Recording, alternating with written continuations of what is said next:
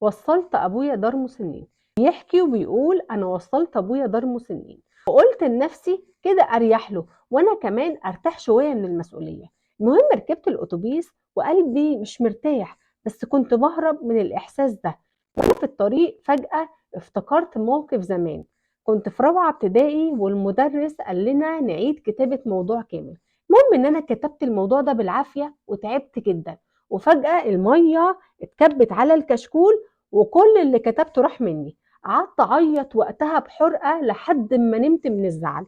لما صحيت لقيت ابويا قاعد جنبي ماسك القلم وبيحاول يكتب الموضوع تاني. ابويا اصلا ما بيعرفش يقرا ولا يكتب، وما دخلش اصلا المدرسه في حياته.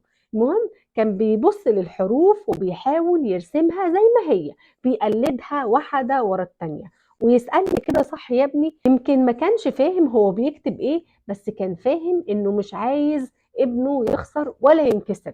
يمكن اللحظة دي كانت السبب اني كملت تعليمي وبقيت بني ادم ناجح. بيقول فجأة حسيت بضيق قوي في صدري، وحسيت ان انا لازم انزل من الاتوبيس. بيقول انا حسيت بضيق في صدري وانا في الاتوبيس، هو صغير وانا بسيبه وهو كبير. بيقول انا رجعت لقيته قاعد على الارض وبيعيط.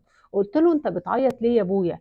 انا رجعت هاخدك معايا. بصلي ودموعه ماليه عينه وقال له سمعت ان الاتوبيس اللي انت ركبت فيه عمل حادثه، كنت بدعي ربنا يحفظك. ساعتها حسيت اني ولا حاجه، قلبه كان عليا رغم اني كنت مقصر معاه. هو كان بيدعي لي. حضنته وقلت له هو انا هفضل طول عمري محتاجك تنقذني يا ابويا. وهنا لازم نعرف حاجه مهمه جدا.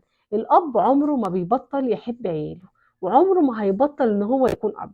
بس اوقات احنا بننسى برهم، وبننسى ان هم محتاجين رعايتنا. بروا اهاليكم، علشان اللي بتعملوه فيهم النهارده هيتعمل فيكم بكره. عن بر الوالدين، صدقوني الحاجه الوحيده اللي بتترد في الدنيا قبل الاخره هي بر الوالدين. علشان كده اللي بتعملوه فيهم النهارده هيتعمل فيكم بكره. وخلي بالك ان عقوق الوالدين بيترد لك في الدنيا قبل الاخره.